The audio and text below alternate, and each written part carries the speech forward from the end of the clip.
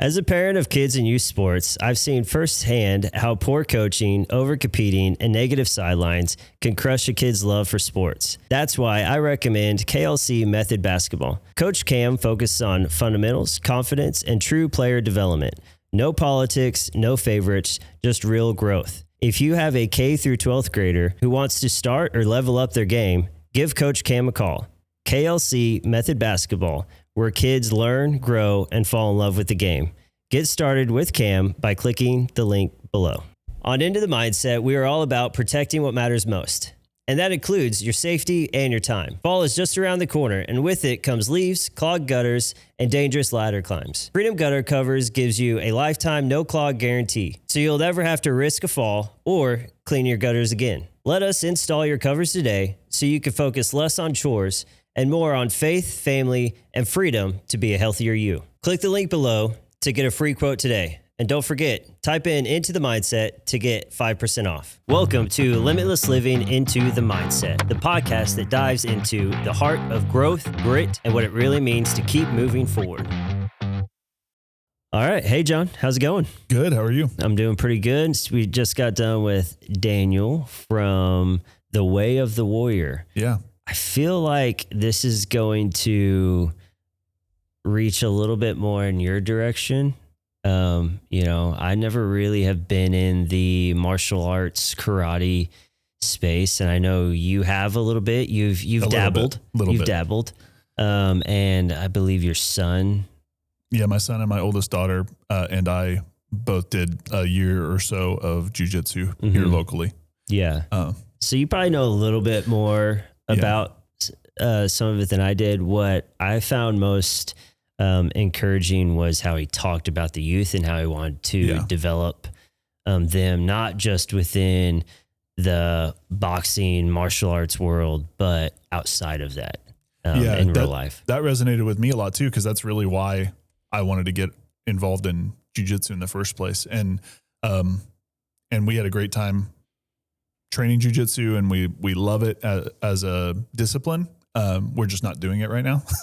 So that may be a thing that comes back around, but I'm also super interested, especially after hearing him talk about his commitment to the youth. Just the fact that it is set up as a non-profit, and that it's like really committed to giving kids strong character and self-discipline and self-esteem. Some of these things that he talked about was really appealing to me. Because for me, it's about self-defense. Yeah, it's about learning how to take care of yourself and the people that you love.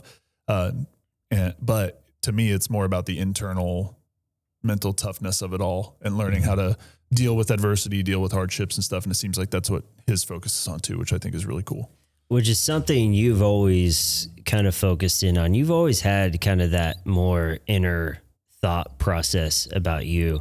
And you were just kind of mentioning it, that you guys aren't doing it right now as something that you were doing. It's not something you're doing right now, but you kind of you have this ebb and flow of certain things that you do based on the season of life you're in. Yeah.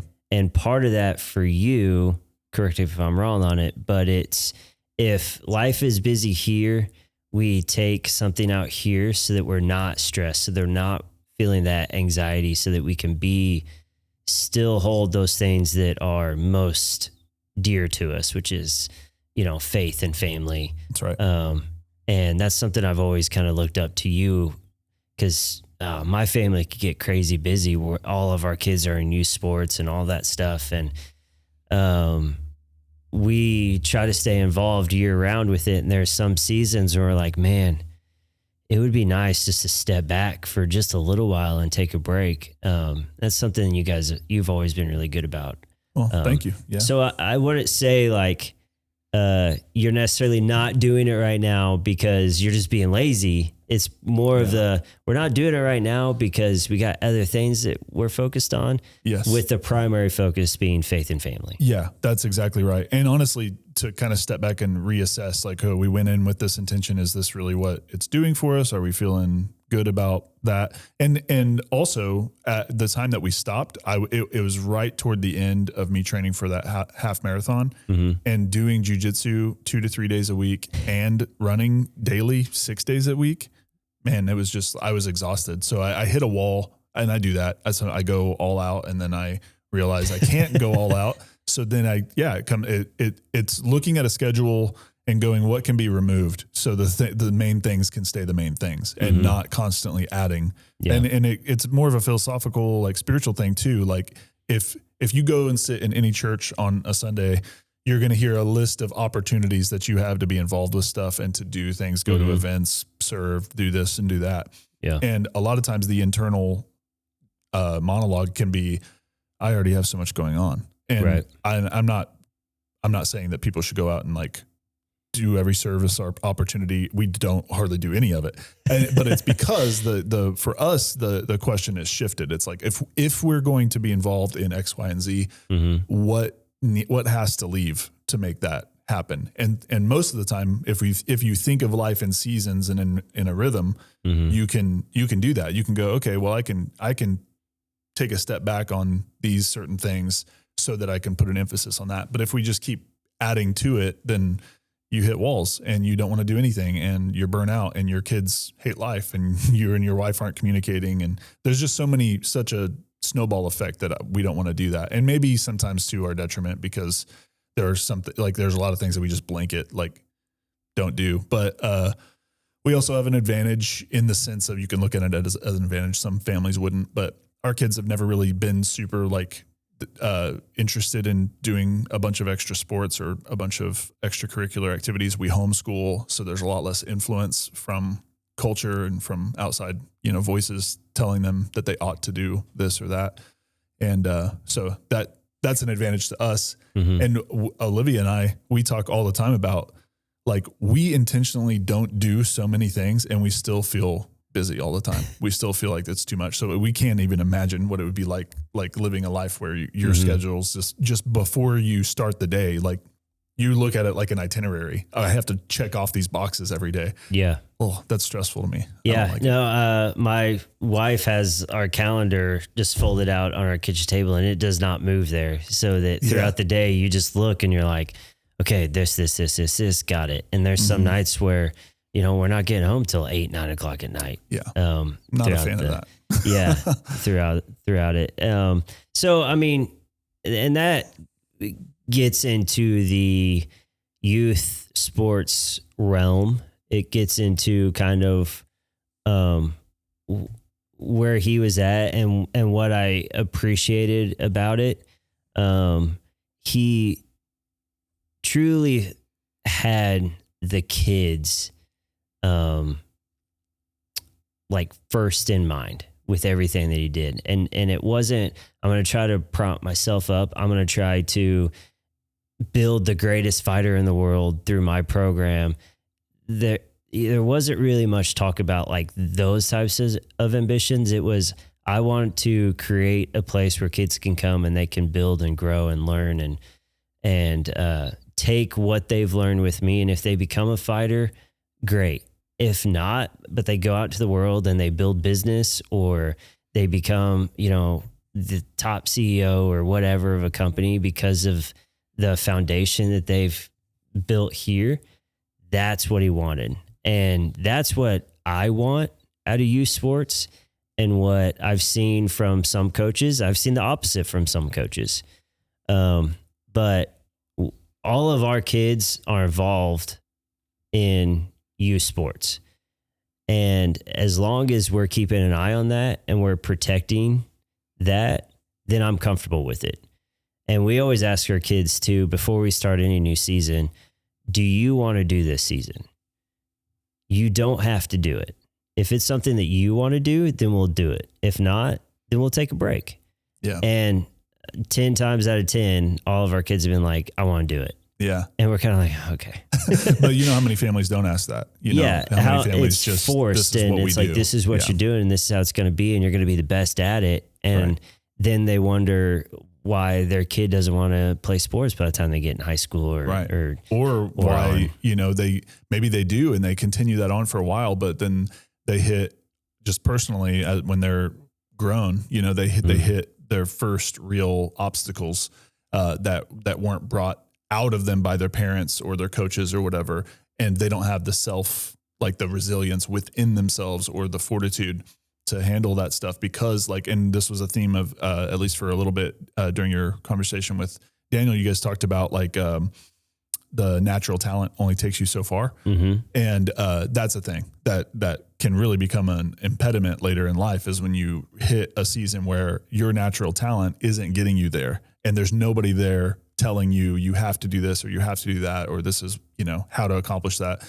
And the whole facade of everything that you built internally kind of crumbles because, you know, you weren't really, a lot of parents, a lot of coaches, a lot of, situations that people find themselves in are more like vicariously living through them, you know, that we can kind of see a natural talent and we want to kind of exploit that to make me feel good about my parenting or my kid or my whatever. Right.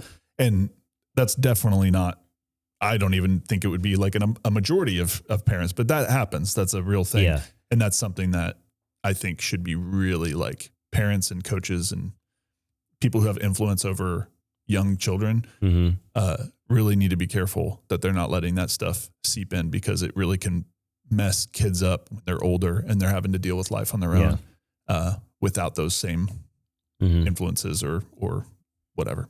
Which brings me, I also like that he had mentioned, whenever I asked him, like, you know, how do you, with your program, how do you build the kids up? How are you training them? How does it work? And he kind of mentioned, he goes, every kid trains differently. Like, I train every kid differently. You might have those kids, like he was saying, that already come in there with that fighter's mentality, and so they can kind of train this direction.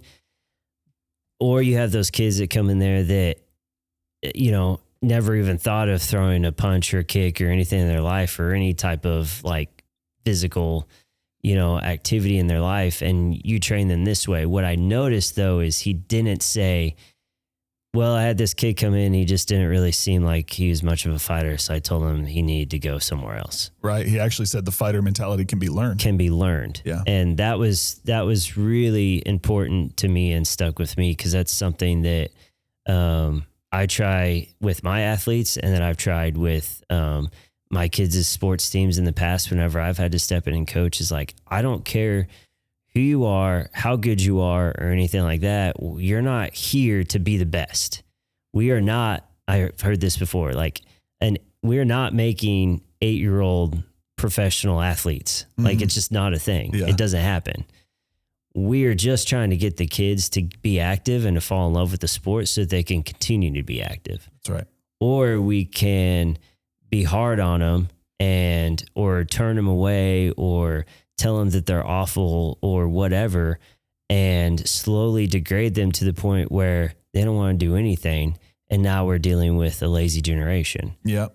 Or the opposite of that, where they do perform, but it's all out of anger and rage and self-hatred and hatred for the person that is barking at them and all this stuff. And so it all just becomes this really weird mix of, like, overcompensating for these things that have been like locked into your psyche that are wrong with you, or you've constantly got to prove yourself. You're not ever enough or whatever, which is, I would say for the most part, like, is the antithesis of what you want to be teaching your children, what you set out to have your kids exposed to and stuff like. And I thought his emphasis on character and confidence, and like he mentioned toward the end, like 3 things: emotional regulation, confidence, and character being like the core values basically of the way of the warrior. And I mean, come on, who doesn't want that? Who's an adult out there that doesn't also need those things? Yeah. So the earlier we can be working that stuff out in the youth, the more confident, competent, you know, courageous kids that we have becoming adults, becoming the next generation, you know, involved in keeping our communities and our country on the right track. Yeah. I mean, just like sitting here thinking about it, like, you've done therapy, counseling. I do therapy, counseling. Yeah. We have a lot of people that we know of that do it. There's a lot of people that throw very loosely I have anxiety, I have depression, I have mental health issues, I have all this stuff.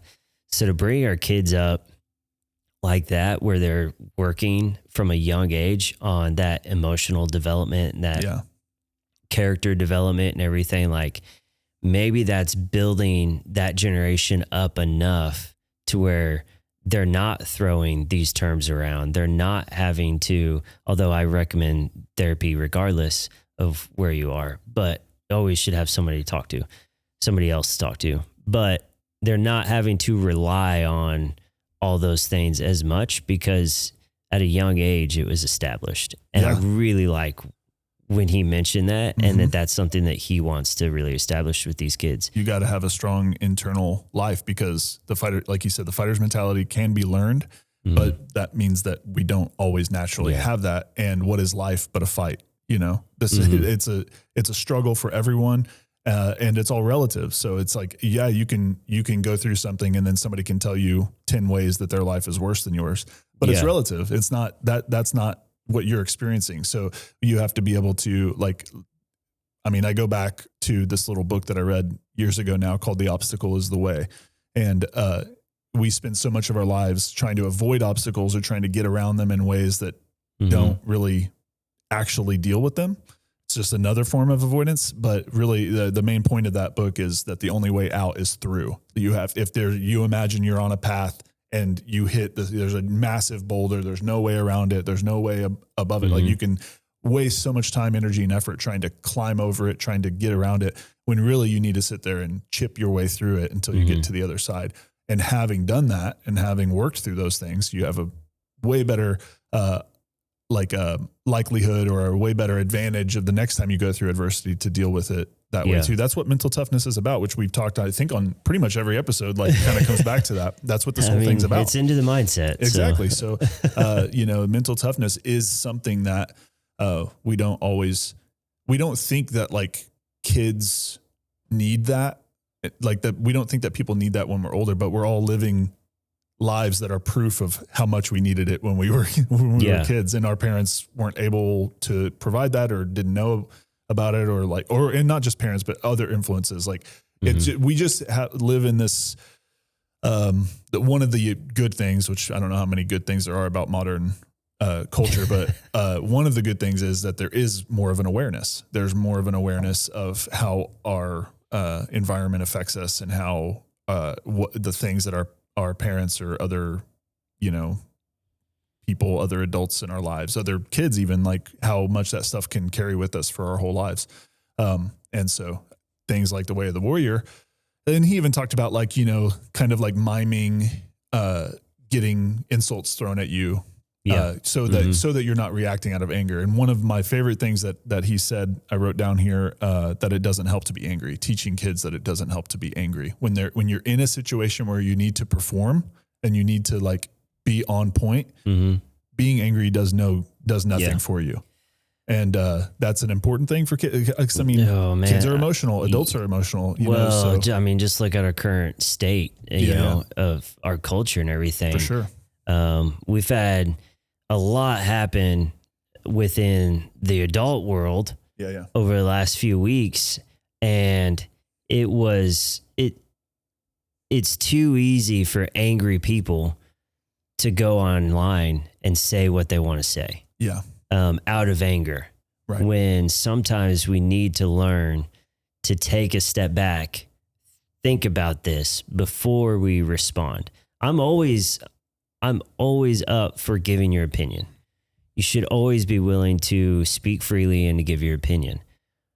But we have to make sure we're doing it out of the goodness of our heart and out of actual thought over anger. Yeah. And that's something that can be instilled at a young age. Yeah. Learning how to combat those emotions and regulate them.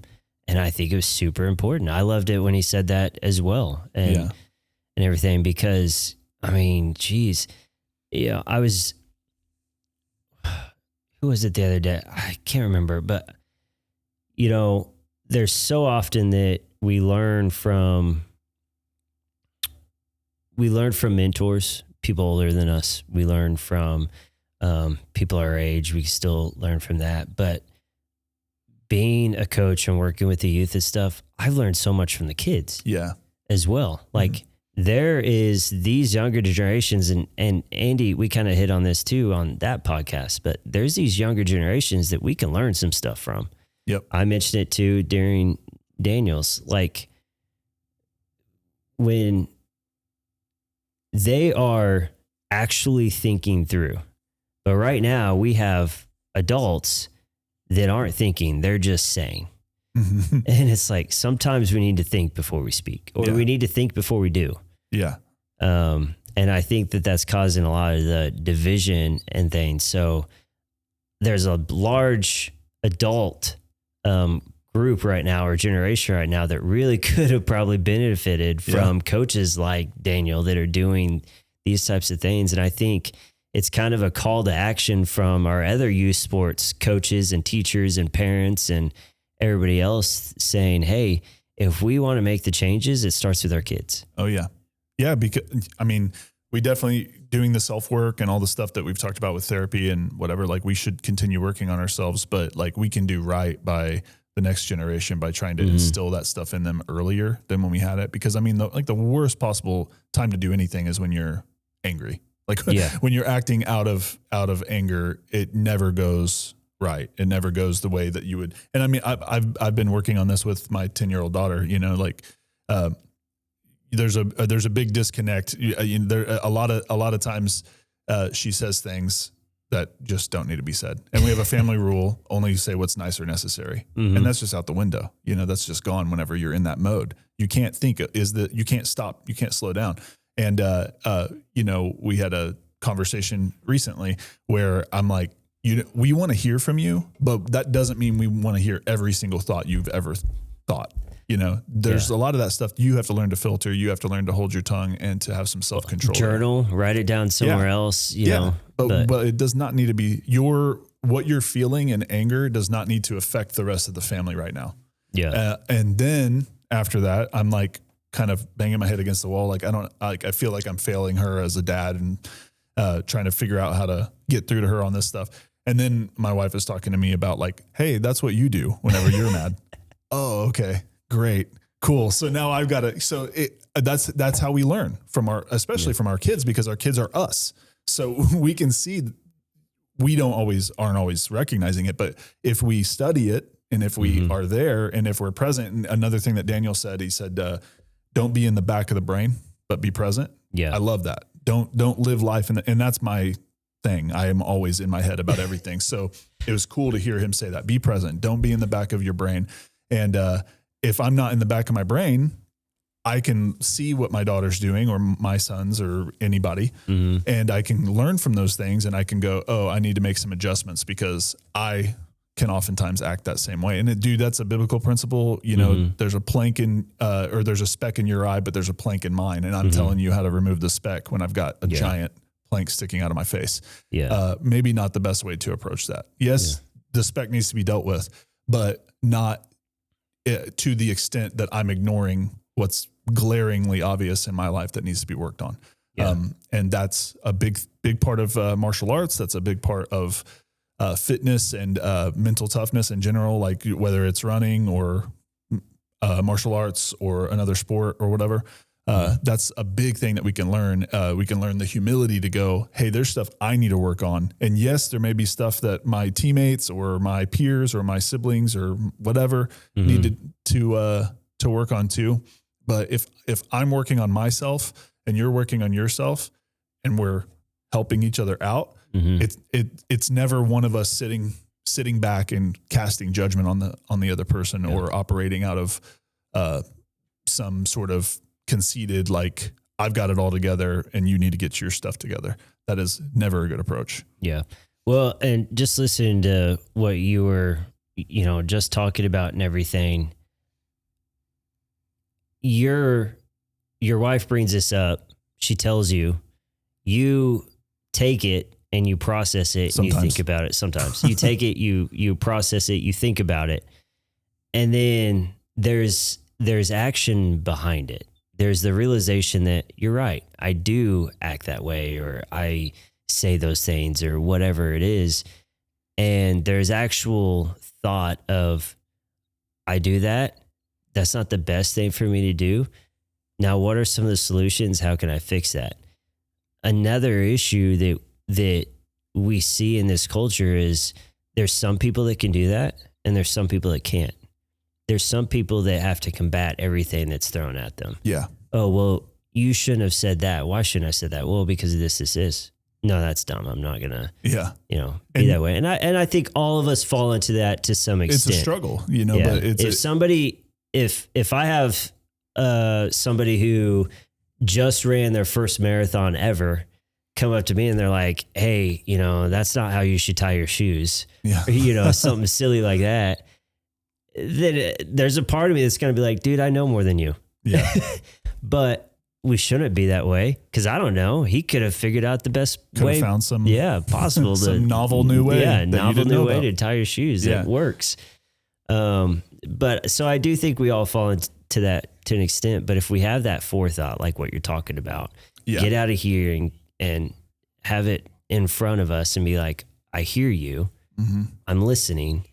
What's the solution? That's the big thing. I think. How can I fix it? Or how can I show you why I do the things that I do? That's right. Because that's another part of it too. It's just most of the time when we cast a judgment on something like that, or we say you're being this way or you're doing this thing, most of the time there's something in there that there's a core reason why that's happening. And a lot of the time it's not just that somebody's just like acting, they feel a way. They feel like it's justified in some way. And so, we should be able to listen and understand those things, but we shouldn't be so, like selfish, I guess, or like self-focused that we don't have to think that every single decision that we're making at any given time is the absolute correct, And I think with another thing with kids is like, they don't have a lot of that they haven't learned those things. And so when we see that in them, and if we do have the awareness to go, oh,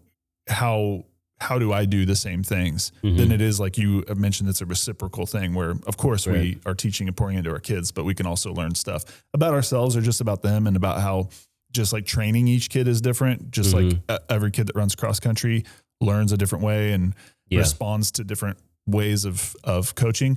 That's how our kids are too. Every kid that we have, I have 4, each of them responds and is motivated by different things, can take criticism better or worse than another.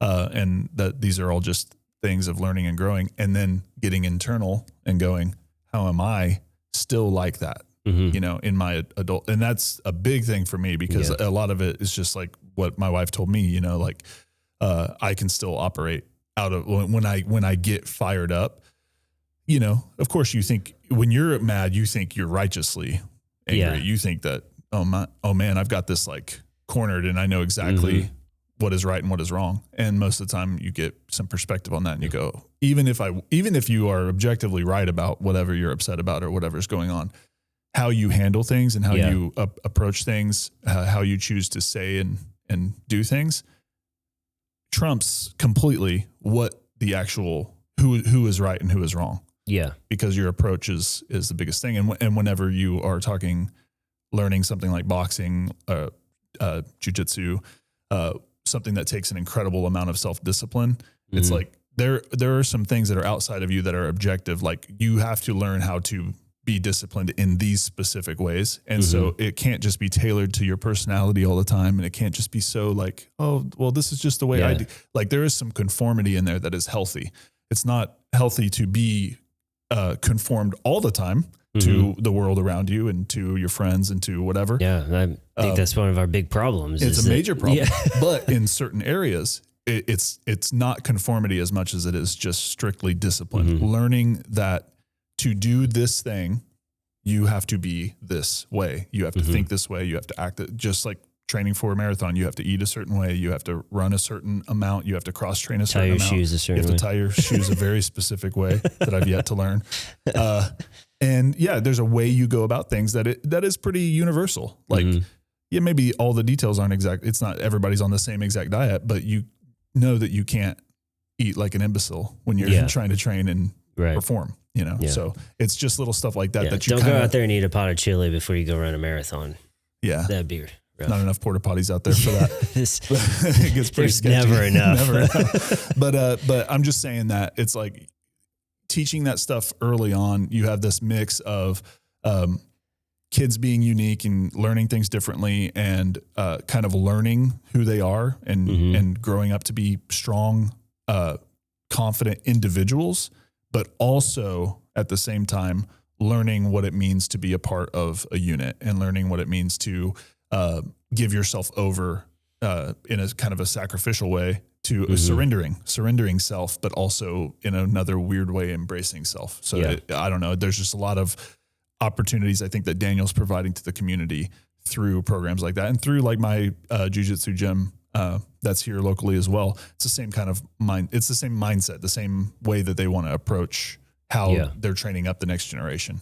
Well, and I think sports like that, amongst many other sports, and it's why I always encourage kids to get involved in whatever it is, whatever. There are so many different sports out there. You could find something that you're interested in, I'm sure. But what I hear a lot kind of coming from what you're saying is, checking ego. And a sport like running, and definitely, boxing and mixed martial arts and things like that, either you check your ego at the door, or it's going to be checked at some point for you at some point. We've had a couple of runners that's happened to, and things like that. And the crazy thing is it's good. Oh yeah. When it happens. Yes. And we try to use that as an encouragement to the runners of, this hurts, but you needed it, because now you can overcome it. And we kind of got into that a little bit, but I think it's important for adults to understand that as well, is sometimes if we're trying to listen, we've got to check the ego first. Yeah. Because a lot of times that can be our wall, and cause us to be that closed-minded. And I think we have a lot of that kind of closed-mindedness right now, or that I know more, or I think what I'm doing is right, or what I'm saying is right, so what everybody else is saying is wrong. It's like, wait a second. Let's learn from this, learn from the sports that we played as kids, check our ego at the door, because if we don't, it's going to get checked for us. Yep. And as adults, always goes worse that way. It's a bigger thing as an adult than what it is as a kid, with sports. Yeah. So I think it boils down to listening. And it's just like, because there's a lot of gray area and all that stuff. And really what that gray area is life experience. Everybody has a different and unique perspective. Everybody handles life experiences differently, like just your family dynamics, your kind of natural giftings, and your natural social ability to navigate social situations or relational stuff like that. All of that stuff plays a part. And speaking a lot, from a faith background, a lot of things like theologically are black and white, but that doesn't negate like a person's personal experience. That means that like, I can't expect you to live by a black and white code if your personal experience is in that gray area, because it's not as clear. It's not as easy. I can objectively sit here and say, you should do this and not that. But based on all of your life experiences and influences, and just what's going around in your spirit, in your head, in your body at that time, where you are like on the spectrum of like healthy or unhealthy, and what you're going to hear and what you're not going to hear or whatever, like you have to find a way as a person, whether it's with kids or with yourself or with your friends or whatever, you have to find a way to communicate in that gray area, acknowledge and like validate where a person is, to show them that whatever that truth is. And saying that there's not truth, or saying that there's not like a right way or a wrong way to do it isn't the answer, but expecting somebody to adhere to a specific right or wrong or this or that or whatever thing without taking into consideration their own personal life and experience, even as a little kid, even as a 7-year-old, that does not do the job either. So there's listening just gives you the ability. Yeah, I don't know what it's like to live your life, but I can tap into empathy and I can tap into experience and go, okay, I see where you're coming from. And I don't just have to tell you you're wrong about this and you need to change that. And, training in a world where there's a lot of black and white, when you're talking boxing, there's a right way and a wrong way to do things. And so you give people resilience, you give people, I keep going back to this word fortitude. That's a big thing, like grit. You give people this ability to handle things and to work through stuff, in, personal situations, in professional situations, all across the board. You give them a skill set that they can use to navigate this world where people aren't forgiving and people aren't able to take your personal experience into consideration as often as they should. So we gotta listen to each other. We gotta take care of one another in that kind of emotionally, spiritually supportive way. And then we've got to also put ourselves through the ringer in areas where there's not time to listen to each other. You have to act. You have to deal with stuff. You have to deal with insults flying your way. You have to deal with life's adversity. You have to go up against somebody who is naturally more gifted than you or just has more experience than you. These are the ways that we fight through these things, but we still keep our individuality and the good things that God has put into us to show kind of the unique way that he formed each of us. And both are important. And I think you learn those through programs like The Way of the Warrior, through sports, through just putting yourself through challenging situations. Yeah. All right. Well, that's the end of that podcast. Great job. Awesome. Cool. No, I think you wrapped it up perfectly. And you get all of that from boxing, from mixed martial arts, from any other sport, really, as long as you have that strong leadership from a coach. And I think Daniel, just listening to him talk and just from the heart about these kids and what they're doing with it being a nonprofit and everything, that's exactly what he's wanting to bring out of this program. And just to improve that next generation, he mentioned that a few times, was, we're feeding into this younger generation so that they can become better and better. We look at movie. I'm going to mention this one because it just popped up on Netflix again recently, but you have the movie Idiocracy. Oh yeah. Where it was like, it's the opposite of this. Yeah. Like each generation just was a downfall and it just got worse and worse. So the best thing we could do is continue to build each generation up. Yes. We know that. Building up is the name of the game. And when we build others up, we're built up. When we put ourselves in situations where we're exposed to situations where it's not working that way, we learn from those and we remember. Fist in the face. Things don't go great, and you learn from those lessons too. And I don't know, the older that I get, I think, I just kind of go back to the basics, that like when there's this like blurry line of when you're serving others, you're also being served in that way too. A lot of times, and this is a big thing with, service through a church or on a mission trip or whatever. Most of the time people come back from that going, I learned more than I put into it.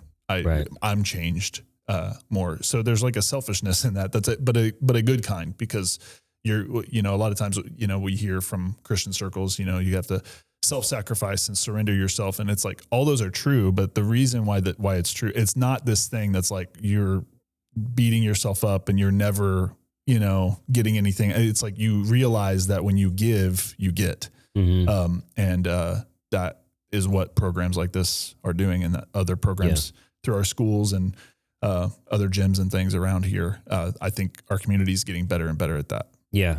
I think we're getting a lot of, we're getting a lot of people that are, Daniel's new to the community, but we're also getting people who are coming back into the community to share, what they've learned from the outside. My kids, they have a basketball coach who she went off, she did her thing. Now she's coming back and she's feeding into the kids as far as her basketball program goes. And she just has that right leadership involved with that. There's a pure heart with it of, I want the kids to learn. I want the kids to grow. And I want the kids to have fun and fall in love with the sport. Yeah. And that's that. And I think Daniel's doing the same thing. So I'm really appreciative of that.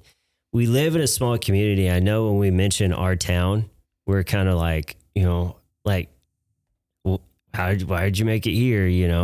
Lebanon, Missouri. And we kind of joke about it. Yeah. But we truly are a growing community in the best way. We're getting, Andy talked about it. We're getting these young pastors coming into our community that are working together, and they're working with the older generations. We get these coaches. Cam is my kids' coach. She's 22, 23. She's in her, younger 20s. And then you have Daniel, who mentioned, he's in his 40s. So it's like you have these coaches that are working on these kids from different generations and different backgrounds and stuff. And it's blessing this community so much. Yeah. So I agree. I think thriving because of that. I think that this podcast is a microcosm of that too. This is this whole thing, this experience of seeing the podcast grow and being a part of it is really showcasing conversations that reflect everything that you just said. Like we're celebrating people's wins. We're learning from each other. We're keeping the conversation open and positive. And I think people grow closer when we do that. And you started this quest to learn for quest. Yes, this quest. You did though. You started this to learn and to grow. But you also knew the value of putting these out in the community so that other people can benefit from that too. And yeah, that's exactly what he's talking about. That's exactly what all of these other programs in town are about. And I think it is going to make a difference. We might not see it right now, but I think 20 years from now, 10 years from now, you see a difference in the way that kids are and that families establish themselves and that the community, our town continues to like grow and flourish. And hopefully whatever isn't in sync with that can be flushed out and taken away because there's people that actively work against that. But hopefully the strength of the community is such that we can battle that in a positive way and just like let the trash take itself out kind of thing. Yeah. So, and then I hope there's a call to action to our community as well. Take that strength of community and go and support Daniel at the Way of the Warrior. Go and support these programs and help them these local programs and help them thrive. Yeah. We need more people like Daniel doing things like this. And but he can't keep doing it. We can't keep doing this podcast. He can't keep doing that.